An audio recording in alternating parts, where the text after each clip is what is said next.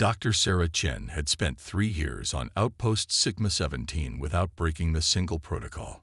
That streak ended on a quiet Thursday when they brought in the dying Nexari. She heard the commotion before she saw it. The thunder of armored boots on metal decking, the sharp voices of security personnel, and underneath it all, a wet, rattling sound that transcended species barriers. Someone was dying. Multiple plasma burns, severe internal hemorrhaging. Her assistant Travis called out as they rushed the stretcher through the medbay doors. Found their ship drifting in the Cora Belt, life support nearly gone. Sarah's breath caught when she saw the patient. The Nexari were infamous throughout known space. Towering predators with iridescent scales and retractable bone blades along their forearms. This one's scales had dulled to a sickly gray, and the characteristic bone blades were retracted, a sign of extreme physiological distress. "This is a Nexari warship officer," Security Chief Rodriguez said from the doorway, his hand conspicuously close to his sidearm. Protocol states were not to intervene in their internal affairs. Let nature take its course. Sarah's fingers were already dancing across the diagnostic panel. This is an intervention in their affairs. This is medical care for a sapient in distress. Dr. Chen, would you deny treatment to any other species that came through those doors? She didn't look up from her work. The Nexari's vital signs were catastrophically low, but there was still brain activity. Still hope. The Nexari would. Rodriguez countered. They'd watch us die without lifting a finger. Have watched us die. Sarah finally looked up, meeting his eyes. Then let them be the ones to carry that shame. The security chief held her gaze for a long moment before shaking his head and stepping back. Your call, doctor. But when this comes back to bite us, remember I warned you. Sarah was already focused on saving her patient's life. The Nexari's biology was poorly understood. They weren't exactly forthcoming with medical data, but she'd studied what little information existed. Their cellular structure was remarkably resilient, capable of regeneration if given the right support. Travis, prepare 3 units of synthetic plasma, configured for high metal content, and get me the xenobiology database on screen. Hours blurred together as Sarah worked. The Nexari's wounds told a story, precision plasma burns, the kind that came from close-quarter combat. Someone had tried very hard to kill this officer, and very nearly succeeded. But with each passing hour, the vital signs stabilized slightly. The gray pallor of the scales began to shift back toward a healthier blue-green sheen. It was deep in the station's night cycle when the Nexari finally regained consciousness. Sarah was checking readings when she heard the distinctive rustle of scales against the medical bed's covering. She turned to find herself fixed in the gaze of 4 silver eyes.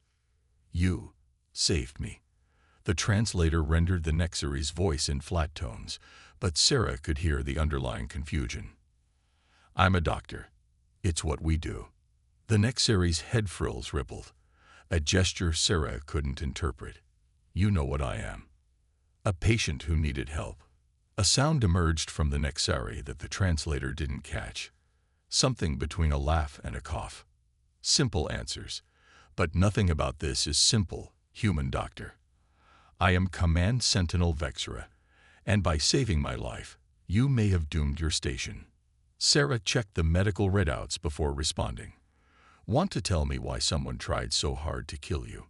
Because I carry proof. Vexra's outer eyelids flickered. Proof that the High Command plans to cleanse 3 sectors of lesser species.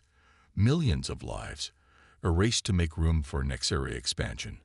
I was taking this evidence to others who would act. The Loyalists found me first. Sarah's hand stilled on the diagnostic panel. The implications were staggering and terrifying. There are others in your species who would oppose this. More than the High Command knows. We have watched, we have learned. Some of us have seen that the old ways lead only to stagnation and death. Vexra's head frills rippled again. But now I have involved you.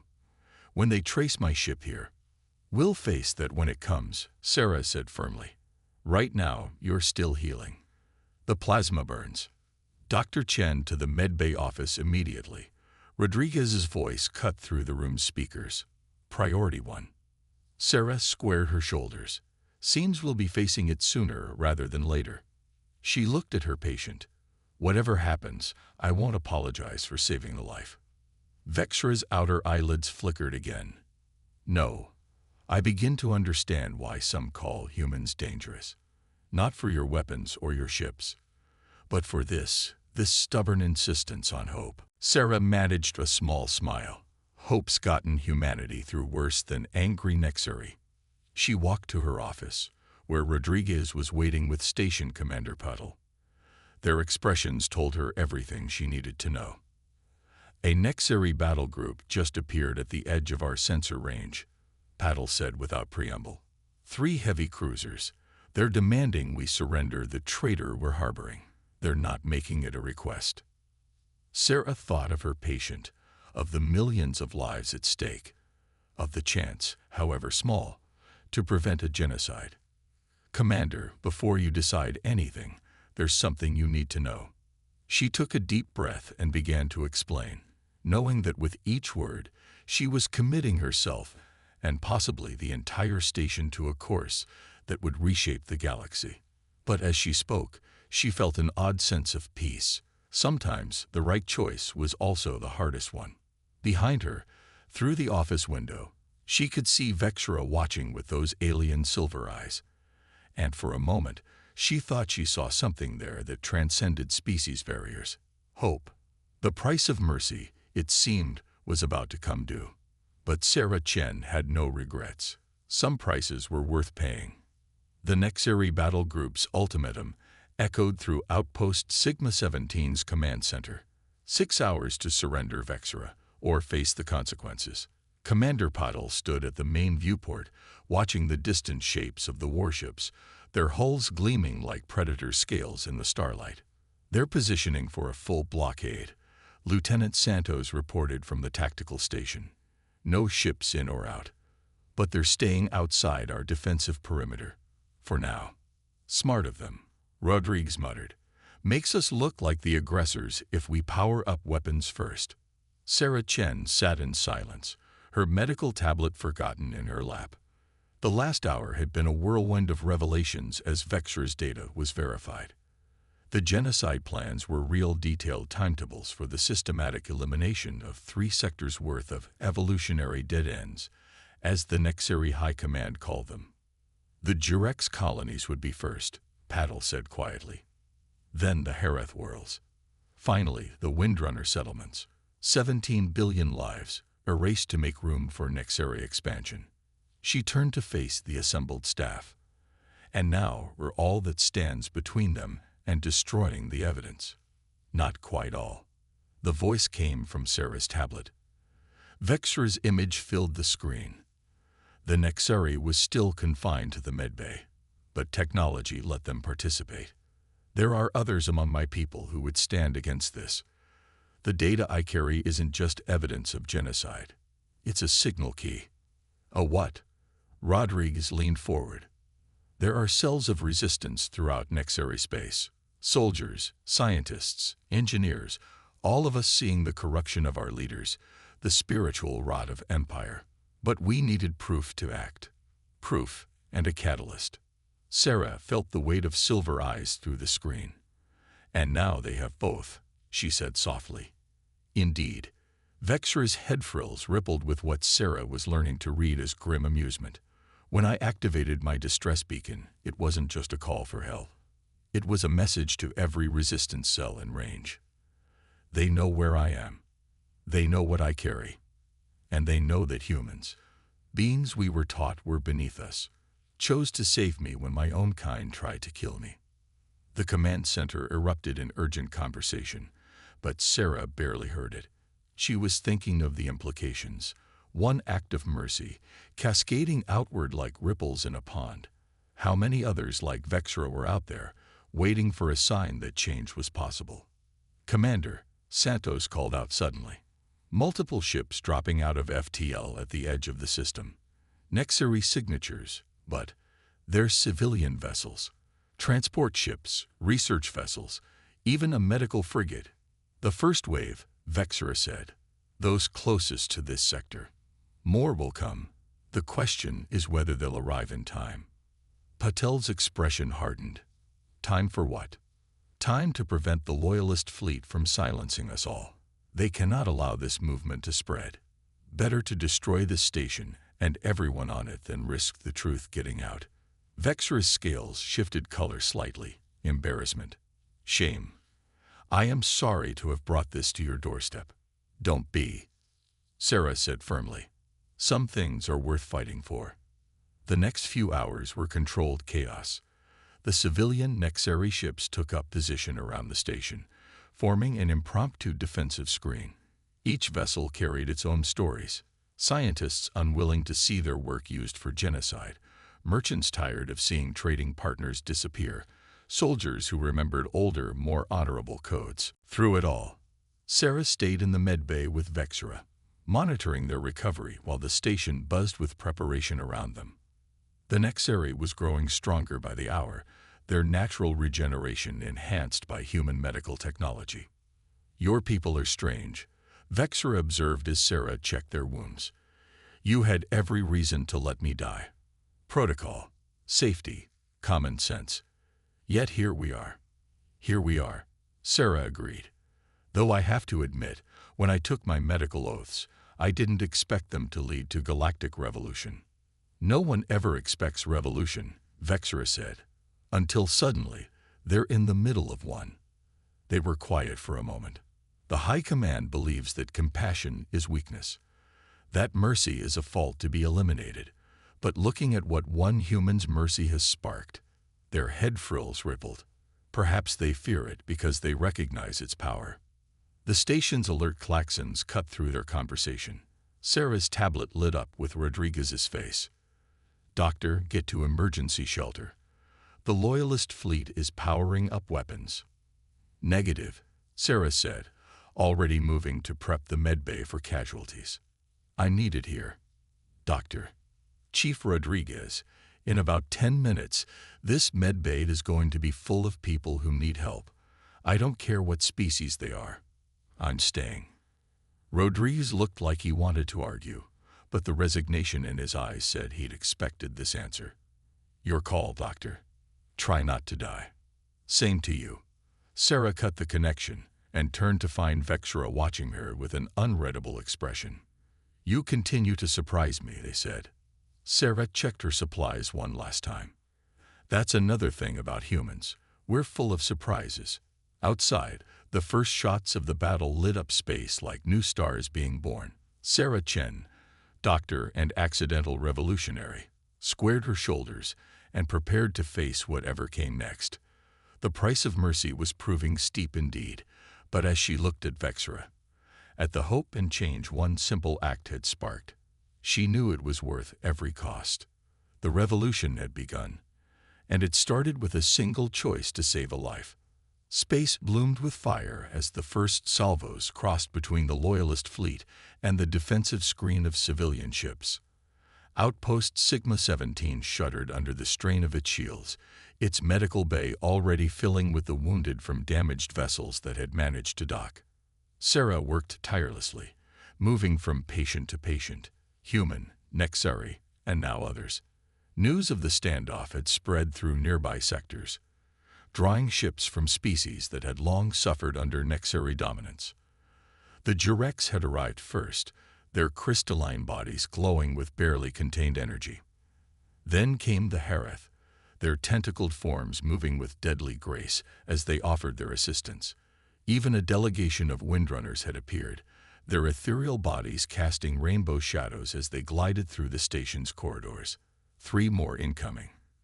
Travis called out as he helped stabilize a wounded Jurex engineer. Hareth scout ship caught in the crossfire. Bay 4 is prepped, Sarah responded automatically, her hand steady as she sealed a plasma burn on a young Nexari resistance fighter.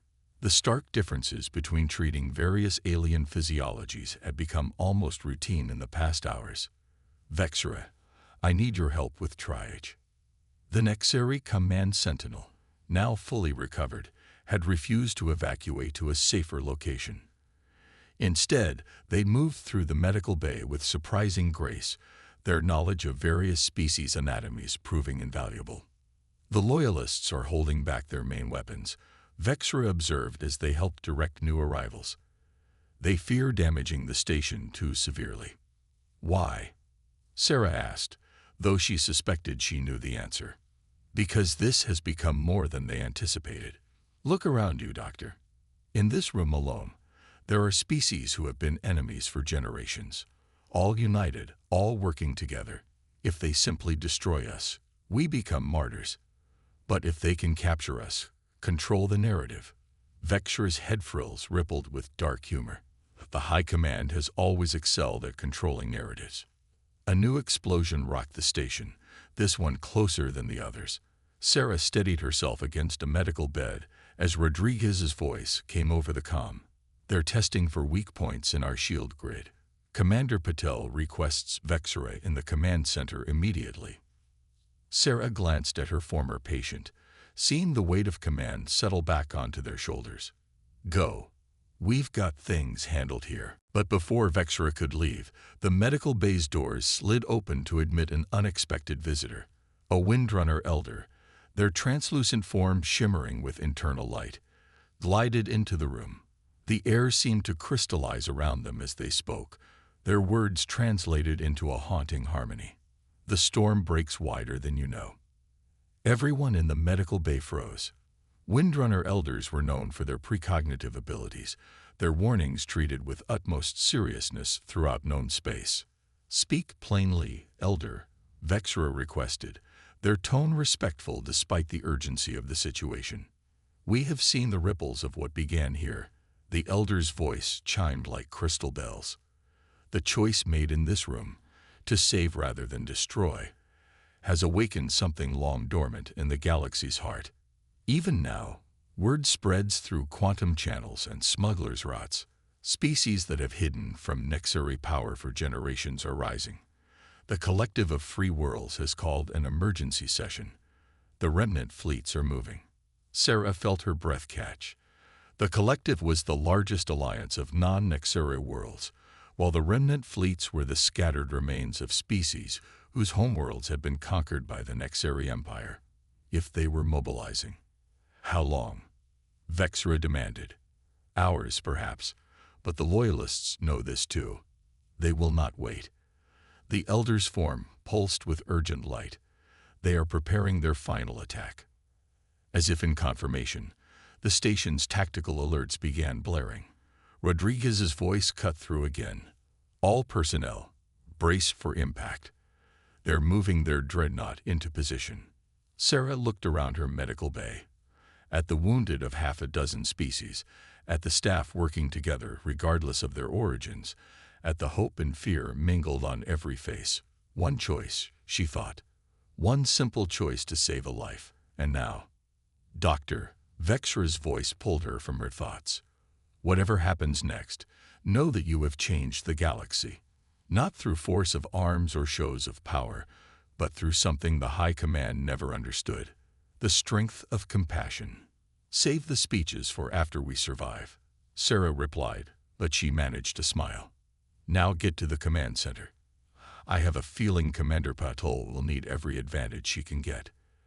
As Vexra left, Sarah turned back to her patients, her resolve hardening.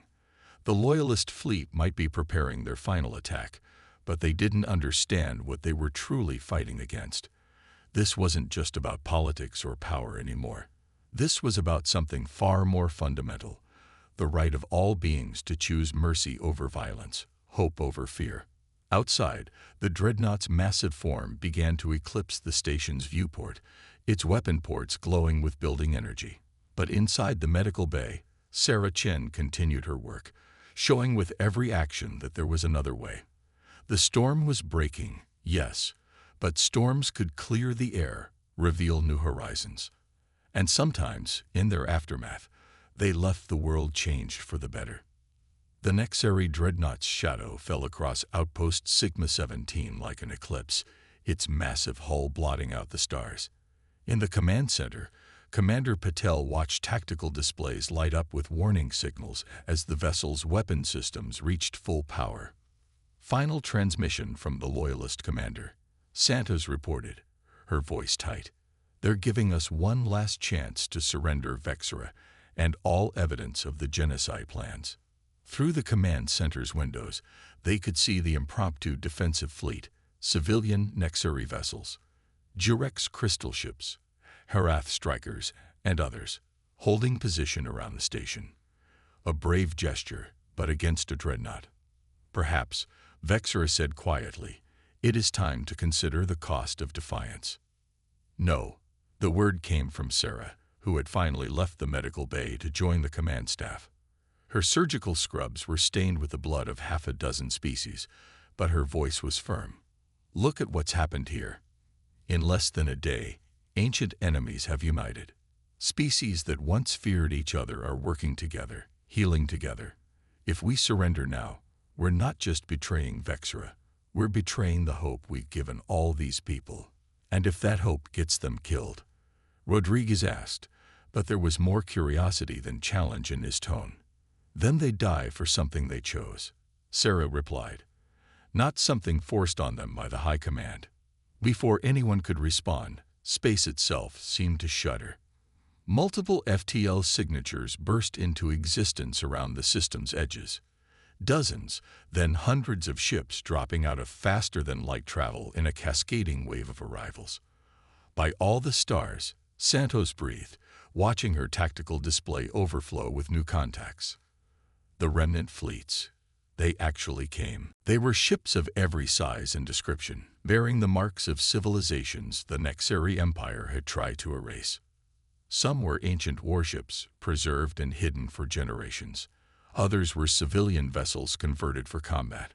All of them moved with purpose, forming up around the station in a clear message of defiance. Not just the remnants, Paddle said, pointing to another sector of space where new signatures were appearing. These ships were sleeker, more uniform. The advanced vessels of the Collective of Free Worlds. The command center's comm system crackled with incoming transmissions as ship after ship declared their support. But it was the next arrival that changed everything. A massive vessel, nearly as large as the Loyalist dreadnought, dropped out of FTL directly above the station. Its hull bore the distinctive markings of Nexari High Command, but not the current regime's insignia. This was older, dating back to what many called the Honor Days. Vexera's head frills rippled with shock.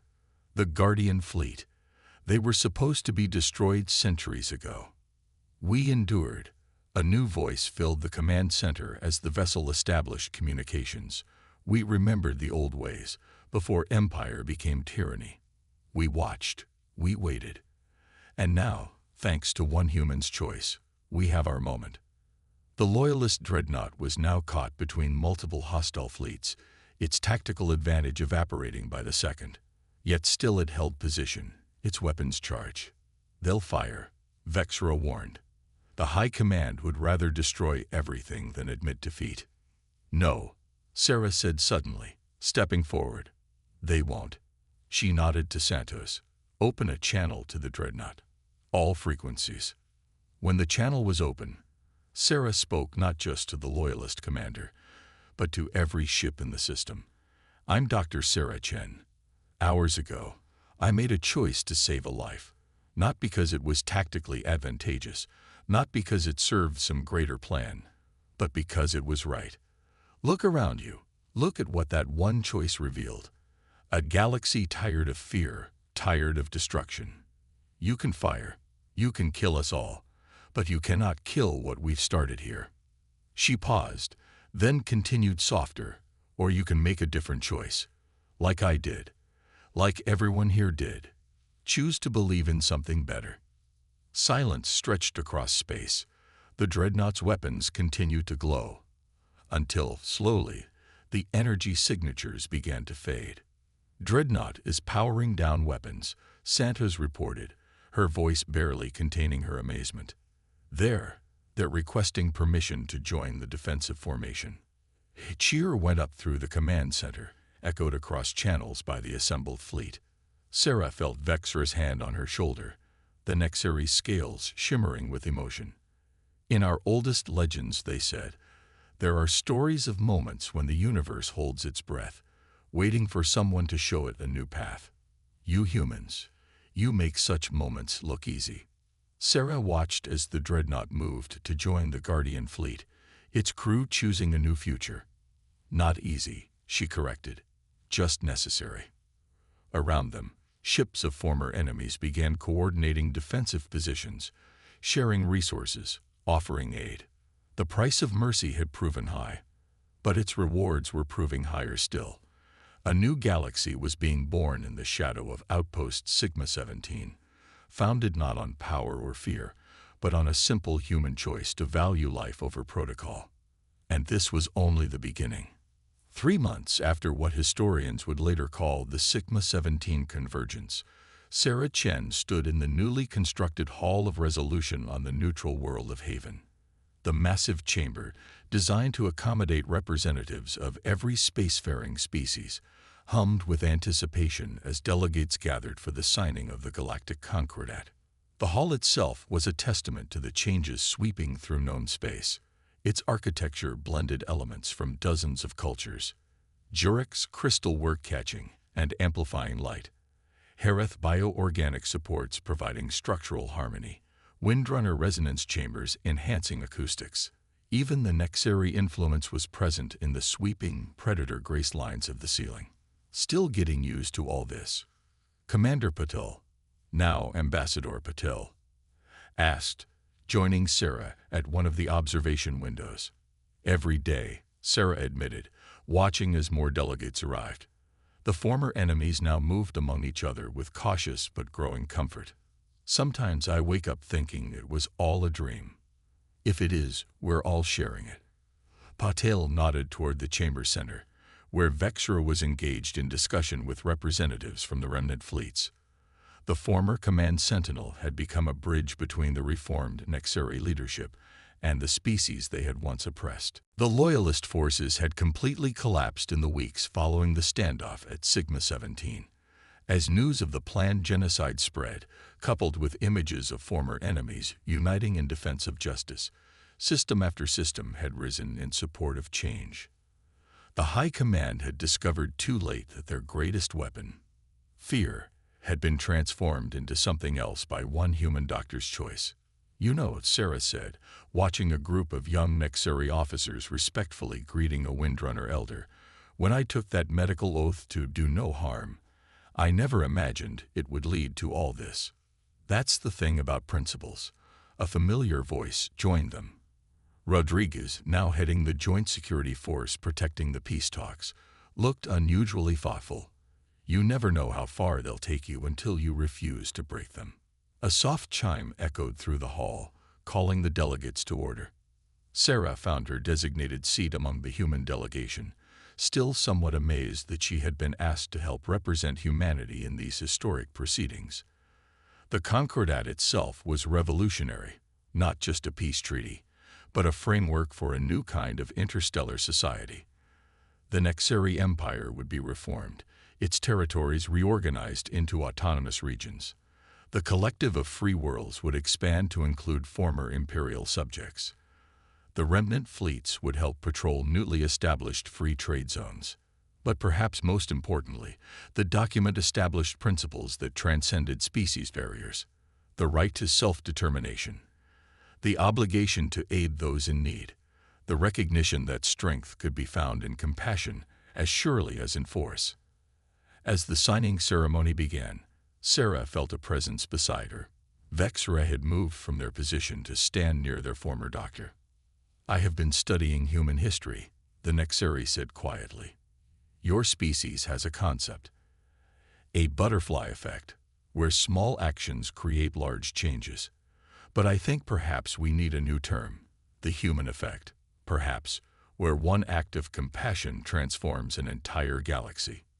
Sarah watched as, one by one, representatives of species that had been enemies for generations stepped forward to sign the Concordat. Each signature was a choice, like the one she had made in that medical bay. Each was an affirmation that change was possible. "It wasn't just me," she said. "Everyone here made choices. The resistance cells that stood up, the remnant fleets that came when called, even that dreadnought crew that chose to stand down. We all chose something better." True, Vexra's head frills rippled with what Sarah now recognized as affection. "But you showed us it was possible. Sometimes that is the greatest gift of all, the knowledge that another way exists." As the ceremony concluded, the hall erupted in celebration. Species that had once sought each other's extinction now mingled freely, sharing food, drink, and stories. Sarah watched a young Herath navigator teaching a group of Nexari children a traditional dance, their tentacles and scales moving in unlikely harmony. "So," Paddle asked, rejoining them, "was it worth it? The risk, the fighting, all of it?" Sarah thought of that moment in the medical bay, when she had faced a choice between protocol and principle. Thought of all that had followed. The fear, the courage, the changes that were still rippling outward. "Ask them," she said, gesturing to the celebrating delegates. "Ask their children and their children's children. They'll live in a galaxy that's better because people were willing to choose mercy over vengeance, hope over fear." Outside the hall's windows, ships from a dozen species moved in peaceful formation, their running lights painting patterns against the darkness of space. The price of mercy had been high, but its dividends would enrich generations to come. And somewhere out there, Sarah knew, another choice was being made. Another hand was reaching out in compassion rather than striking in anger. Another small action was starting its own cascade of change. Because that was the true legacy of mercy, not just the lives it saved, but the examples it set, the possibilities it revealed, the futures it opened. And in the end, that made every price worth paying.